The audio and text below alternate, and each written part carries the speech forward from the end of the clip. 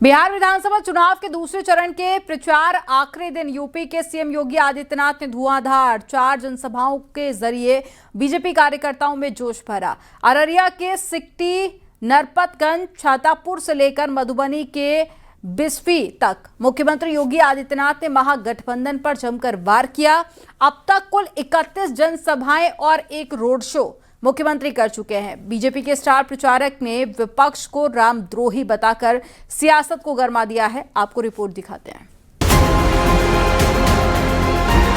ये कांग्रेस के लोग, ये आरजेडी के लोग रामद्रोही हैं। बिहार विधानसभा के चुनावी रण में प्रचार के आखिरी दिन भी सीएम योगी ने धुआंधार 4 जनसभाएं की। सीएम योगी ने रविवार को 4 जनसभाएं कर बीजेपी और एनडीए प्रत्याशियों के पक्ष में माहौल बनाया। इस तरह से सीएम योगी ने अब तक कुल 31 चुनावी जनसभाएं और एक रोड शो किया, जिसमें महागठबंधन पर जमकर निशाना साधा गया। उत्तर प्रदेश के अंदर न कर्फ्यू न दंगा, यूपी में सब चंगा। आज यूपी में कोई समस्या नहीं। बहन और भाइयों, वहां पर पहले से ही हमने बोल रखा है, अगर बेटी की सुरक्षा और व्यापारी की सुरक्षा में किसी ने सेंध लगाया तो मान करके चलो कि यमराज के घर का रास्ता उसका पक्का। अगर गरीब की जमीन पर कब्जा किया तो मान करके चलो कि बुलडोजर फिर तैयार है उसकी हड्डी पसली एक करने के लिए। आखिरी रण में सीएम योगी आदित्यनाथ ने अररिया के सिकटी विधानसभा और नरपतगंज विधानसभा, छातापुर विधानसभा के साथ ही मधुबनी जिले की बिस्फी विधानसभा सीट पर प्रचार किया। कांग्रेस आरजेडी के साथ समाजवादी पार्टी को रामद्रोही बताया। ये कांग्रेस के लोग, ये आरजेडी के लोग रामद्रोही हैं। ये लोग करते थे, ये कहते थे, कांग्रेस के लोग कहते थे राम तो है ही नहीं। अरे राम नहीं हुए तो मां जानकी। लेकिन ये लोग झुठलाते थे।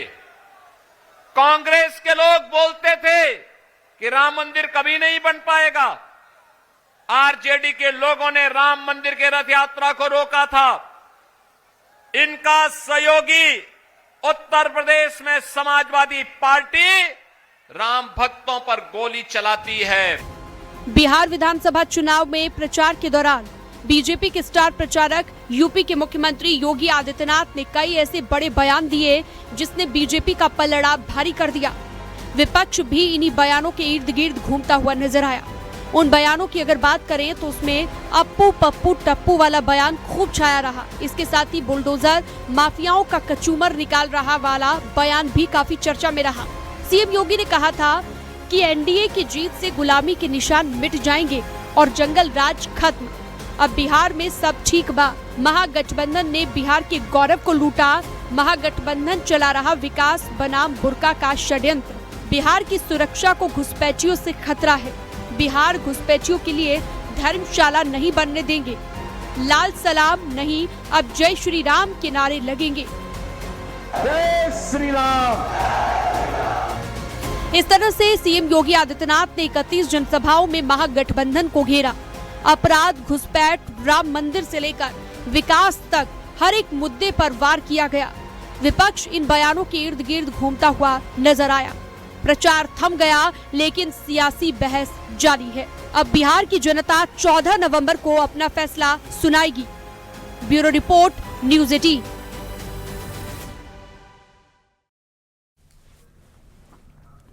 छत्तीसगढ़ के रायपुर पहुंचे समाजवादी पार्टी के अध्यक्ष अखिलेश यादव ने एक बार फिर से बिहार में तेजस्वी यादव की जीत का दावा किया। अखिलेश यादव ने कहा कि बिहार बदलाव के साथ साथ नौजवान मुख्यमंत्री बनाने जा रहा है और इस बार बिहार में परिवर्तन होगा और महागठबंधन की जीत होगी। जिसके साथ जनता निकल करके आ रही है। बिहार बदलाव के साथ साथ नौजवान मुख्यमंत्री बनाने जा रहा है। जहां परिवर्तन होगा नई ऊर्जा के साथ नया मुख्यमंत्री, नौजवान मुख्यमंत्री बिहार को मिलने जा रहा है। तेजस्वी यादव, जिनका आज जन्मदिन है, आखिरी दिन है प्रचार का, जनता का समर्थन उनके साथ है। महागठबंधन और इंडिया गठबंधन जीतने जा रहा है। केरल हाई कोर्ट के मुस्लिम पुरुष के दूसरी शादी करने से पहली पत्नी की राय और मर्जी लेने की टिप्पणी का मौलाना शहाबुद्दीन रिजवी ने स्वागत किया। मौलाना ने कहा कि केरल हाई कोर्ट के फैसले का स्वागत है और ये बयान शरीयत के मुताबिक है। केरला के हाई कोर्ट कोच्चि ने जो फैसला दिया है वो फैसला स्वागत योग्य है और वो शरीयत के मुताबिक है कि पहली शरीयत भी यही कहती है और केरला हाई कोर्ट के फाजिल जजों ने भी यही बात कही है कि दूसरी शादी करने से पहले शौहर को चाहिए कि अपनी पहली पत्नी से मशवरा करे, राय ले और उसकी मर्जी जाने। तो ये बिल्कुल दुरुस्त है। शरीयत की भी गाइडलाइंस यही है कि बग़ैर मशवरा के, बग़ैर राय लिए हुए एकदम दूसरी निकाह करना, दूसरी शादी करना उचित नहीं है, दुरुस्त नहीं है। एसआईआर को लेकर मौलाना शहाबुद्दीन रिजवी बरेलवी ने मुसलमानों से खास अपील की है। मुसलमान को एसआईआर में बढ़ चढ़कर सहयोग करना चाहिए और जो चुनाव आयोग का फॉर्म है उसको बेहद ही ध्यानपूर्वक पढ़कर भरना चाहिए। ये जनता के हित में है, इसमें मुसलमान एंगल को डालना दुरुस्त नहीं है।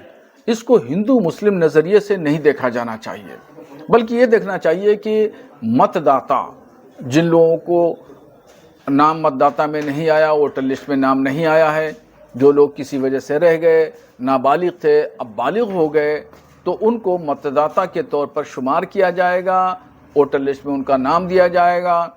मैं तमाम लोगों से ये अपील करूँगा, बिलखुसूस मुसलमानों से, कि बीएलओ घर घर पहुँचेंगे, फार्म देंगे, उस फार्म को बहुत ध्यान रख करके पुर करें और बीएलओ तक जमा करें ताकि आपका नाम मतदाता सूची में आ जाए।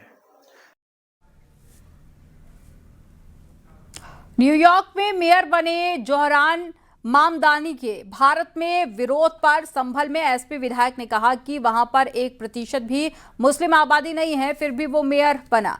यह भारत के लिए गौरव की बात है कि हिंदुस्तान में हमारे देश का रहने वाला है। क्या देश का सम्मान नहीं बढ़ा इससे कि हिंदुस्तान का रहने वाला था और वहां पे मेयर बन गया वो इतने, जहाँ सिर्फ 1% भी आबादी नहीं मुसलमानों की। अमेरिका में जिस जगह का मेयर वो बना है वहां पर 1% भी आबादी नहीं है, 1% से भी कम है, और वहां का मेयर वो बना। वहां के जो राष्ट्रपति हैं ट्रम्प साहब, उनकी इच्छा के विरुद्ध वो बना। उसमें कुछ ना कुछ तो होगा ना। यूपी में अवैध रूप से बनाए जा रहे लाउड स्पीकरों और साथ ही ध्वनि विस्तारण यंत्रों के खिलाफ एक्शन हो रहा है। यूपी में प्रशासन 3 दिवसीय विशेष अभियान शुरू करने जा रहा है। हम आपको कार्रवाई की 3 तस्वीरें दिखा रहे हैं। पहली तस्वीर फिरोजाबाद की है, जहां पर 2 मस्जिदों में लाउड स्पीकर उतरवाए गए। एसपी सिटी ने तेज आवाज की वजह से कार्रवाई की है। दूसरी तस्वीर आपको दिखा रहे हैं संत कबीर नगर की, जहां पर शहर कोतवाली क्षेत्र के विभिन्न धार्मिक स्थलों पर टीम पहुंची और पुलिस ने नियम के खिलाफ बज रहे लाउड स्पीकर को उतरवाया और कानून का हवाला देते हुए हिदायत दी है। और तीसरी तस्वीर आपको आजमगढ़ की दिखा रहे हैं, जहां पर पुलिस ने धार्मिक स्थानों पर चल रहे लाउड स्पीकर को हटाया। मस्जिदों पर पाए गए मानक के विपरीत चलते हुए लाउड स्पीकर को उतरवाया जा रहा है।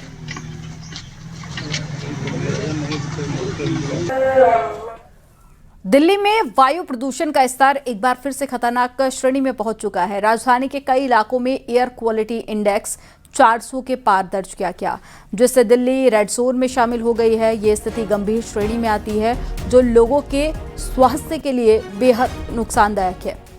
आनंद विहार, विवेक विहार, बवाना और नरेला जैसे क्षेत्रों में प्रदूषण का स्तर सबसे ज्यादा रिकॉर्ड दर्ज किया गया है। ठंड के साथ साथ दिल्ली का AQI भी लगातार 300 से 400 के बीच में बना हुआ है। हवा की गुणवत्ता बेहद खराब श्रेणी में है। आज भी दिल्ली में कई जगह पर AQI 400 के पार बना हुआ है, जो बहुत ज्यादा खराब श्रेणी में है। दिल्ली वालों को ठंड के साथ साथ प्रदूषण को भी झेलना पड़ रहा है। ऐसे में लोगों को सर्दी जुकाम के साथ साथ आंखों में जलन और सांस लेने में तकलीफ जैसी समस्या भी हो रही है। नरेंद्र मोदी सरकार ने पिछले महीने बड़े पैमाने पर स्वच्छता अभियान के दौरान कबाड़ बेचकर 800 करोड़ रुपए की अच्छी खासी कमाई की। ये चंद्रयान 3 के बजट से कहीं ज्यादा है, जो 615 करोड़ रुपए की लागत से सफलतापूर्वक चंद्रमा पर उतरा था। इस साल के आंकड़ों के अनुसार 2021 में शुरू हुए वार्षिक अभियान के बाद में कबाड़ बेचने से सरकार की कुल कमाई लगभग 4000 से ज्यादा यानी कि 4100 करोड़ रुपए दर्ज की गई है। इस साल 2 अक्टूबर से 31 अक्टूबर के बीच में चलाए गए अभियान में अब तक का सबसे अधिक 232 लाख वर्ग फुट ऑफिस स्पेस खाली कराया गया। अब तक की सबसे ज्यादा 29 लाख फिजिकल फाइलें भी हटाई गई और अब तक का सबसे बड़ा अभियान था, क्योंकि इसमें लगभग 11.58 लाख ऑफिस स्पेस शामिल है। 3 वरिष्ठ मंत्रियों मनसुख मांडविया के राम मोहन नायडू और साथ ही डॉक्टर जितेंद्र सिंह ने भी इस पूरे अभियान की देखरेख की। 2021 से 2025 की अवधि में सरकार ने 5 सफल विशेष अभियान चलाए, जिससे स्वच्छता को संस्थागत बनाने और सरकारी कार्यों में लंबित मामलों को कम करने की लिए मदद मिल रही है। 2021 से 2025 तक इन 5 विशेष अभियानों में कुल प्रगति इस प्रकार है। स्वच्छता अभियान के अंतर्गत 23.62 लाख कार्यालय स्थलों को शामिल किया गया। 928.84 लाख वर्ग फुट खाली कराई गई जमीन और 166.95 लाख फाइलें भी हटाई गई या बंद कर दी गई और कबाड़ की बिक्री से प्राप्त राजस्व से बढ़कर अब 4097.24 करोड़ रुपए हो गया है।